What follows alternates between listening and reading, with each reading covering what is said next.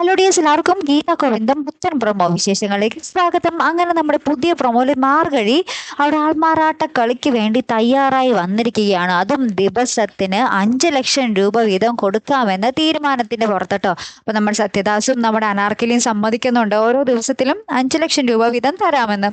അപ്പൊ ആ ഒരു സമയത്ത് നമ്മുടെ മാർഗഴിയെ കാണാൻ വേറൊരാൾ വന്നിട്ട് പറയുന്നുണ്ട്, ഒരാൾക്ക് ഇങ്ങനെ പാമ്പ് കടിയേറ്റ് നിന്റെ വീടിന്റെ മുമ്പിൽ കടത്തിയിട്ടുണ്ടെന്ന് പറയുമ്പോൾ നമ്മുടെ മാർഗഴി ഓടിച്ചെന്ന് എന്താണ്ടൊക്കെ പച്ച നീരൊക്കെ ഇങ്ങനെ പിഴിഞ്ഞ് ഒഴിക്കുന്നൊക്കെ ഉണ്ട് കേട്ടോ.